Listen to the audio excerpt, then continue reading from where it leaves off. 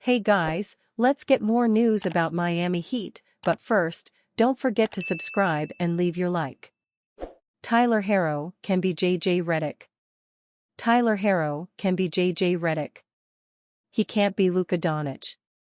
Tyler said in a press conference once that he should be compared to Luka and other elite players. Tyler Harrow is a very good shooter. Tyler Harrow tries hard to defend. He can be a very good NBA player, but needs to reframe his career trajectory. The Miami Heat appear to be supportive of getting the most of Harrow.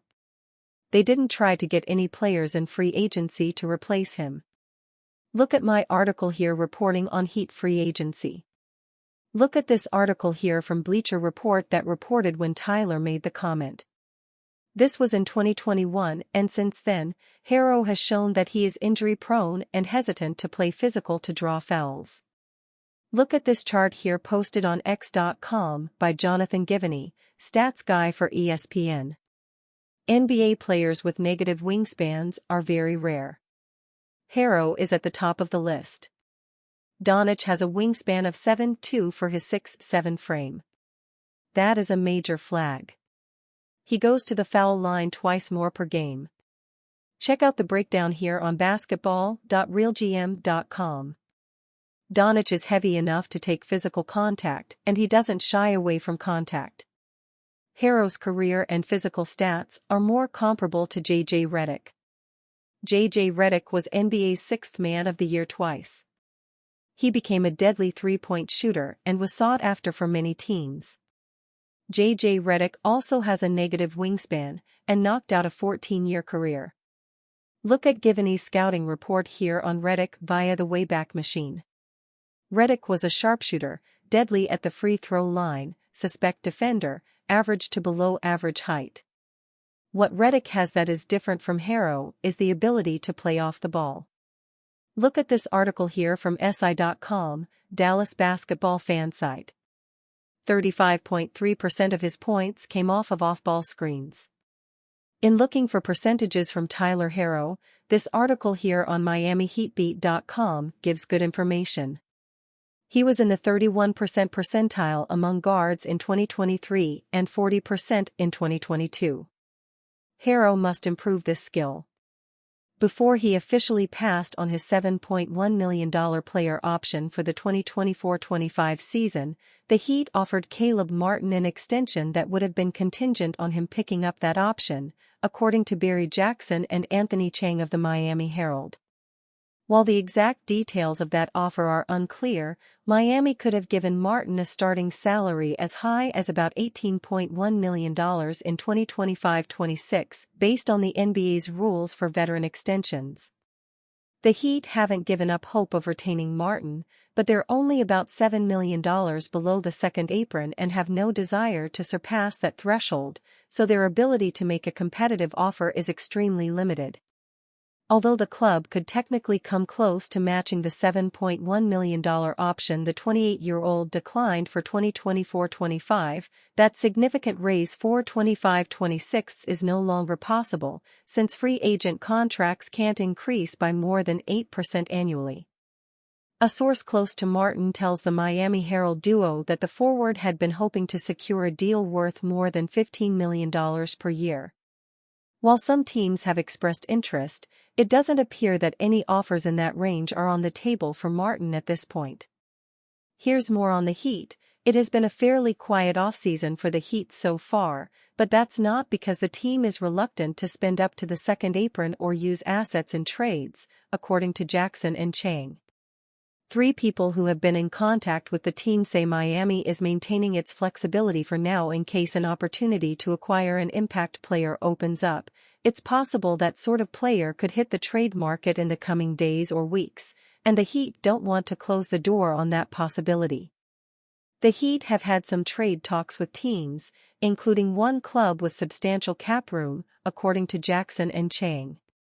The Herald reporters don't have details on the potential trade partner or the players who were discussed, but the Jazz and Pistons are the only clubs who still have the sort of cap room that could be considered substantial.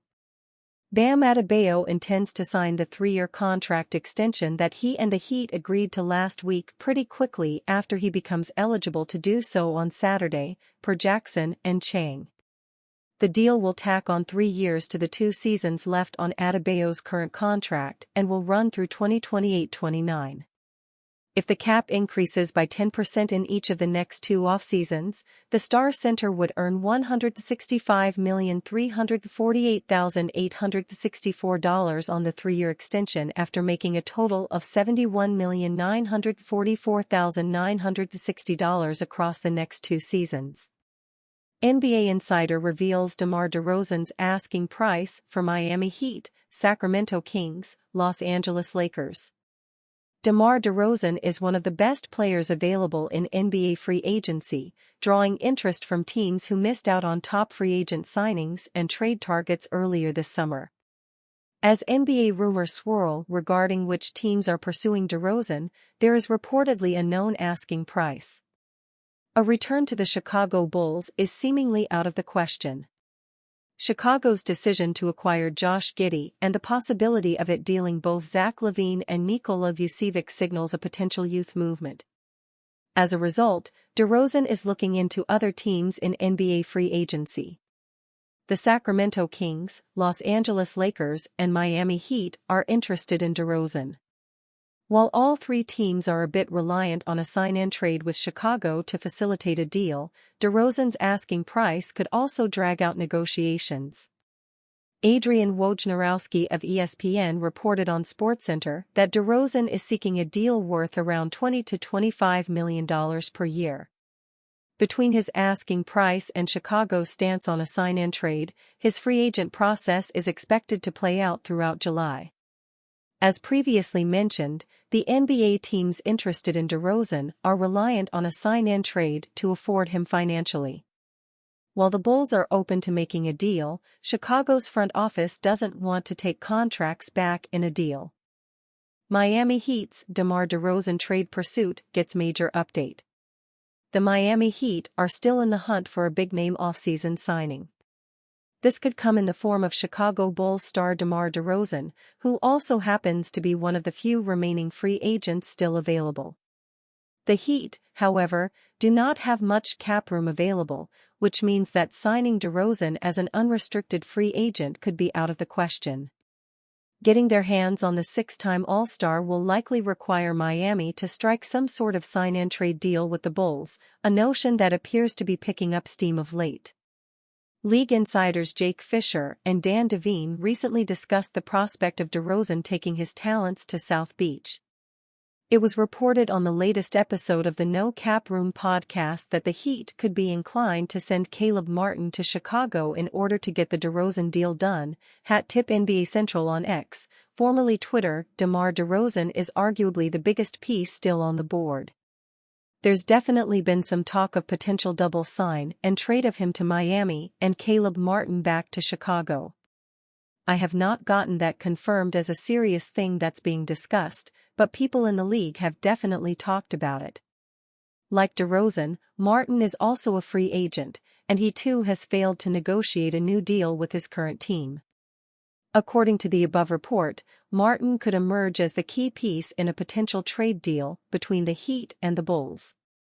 In this scenario, Miami finally gets the big-name star they have been searching for, while DeRozan is also able to secure his future outside of Chicago.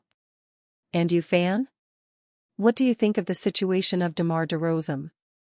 Leave your opinion in the comments.